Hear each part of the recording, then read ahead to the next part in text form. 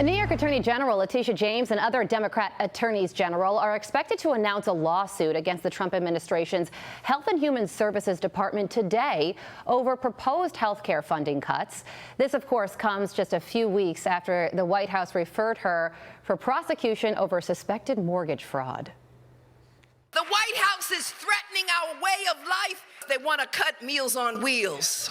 They want to cut funds to firefighters. Why? Because they want to cut funds for housing. And the list goes on and on and on.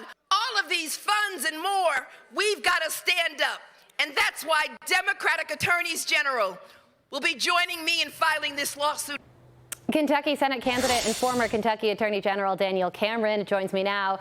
Daniel, good morning to you. It's great to see you from one Attorney General to another, albeit on the other side of the aisle.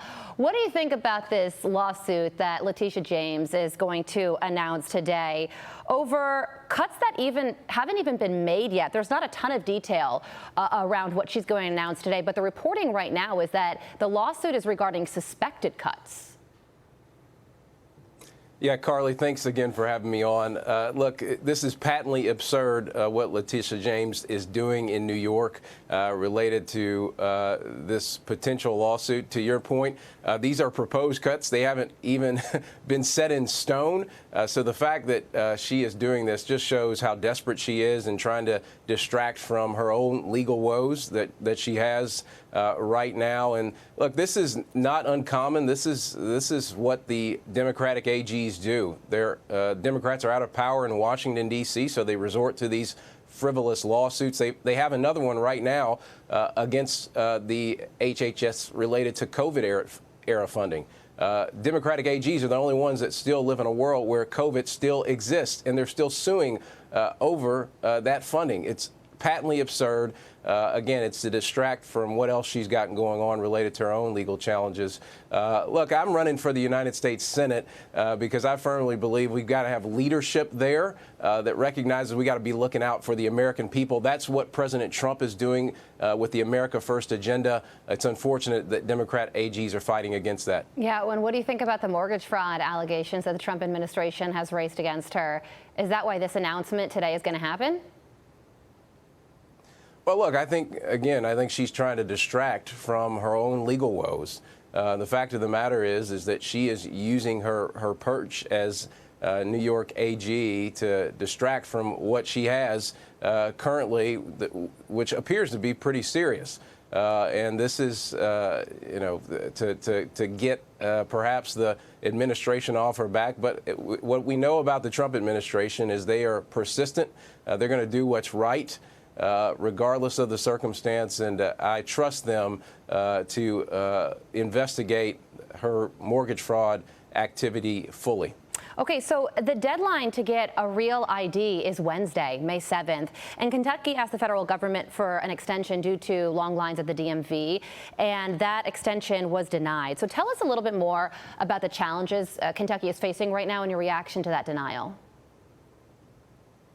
Well, look, right now in Kentucky, I think roughly about 40% of our people have the real ID. So there's a tremendous backlog. I understand from the Trump administration's perspective, look, there are roughly in the United States right now 99 illegal aliens that are on the terrorist watch list. That's got to be concerning for any administration that wants to secure our borders and keep our people safe.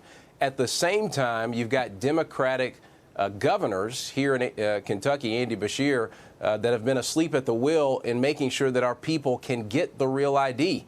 We, again, have tremendous backlogs, people waiting in long lines here in Kentucky to get their real ID, but it's because Andy Beshear simply did not lead on this issue and get our people in a position to get these IDs. So I blame Democratic governors who haven't stepped up to the plate to help the Trump administration secure our nation. Okay, so if you don't have a real ID or won't have one by Wednesday, you can still fly, but you have to use a passport, enhanced driver's license, or global entry.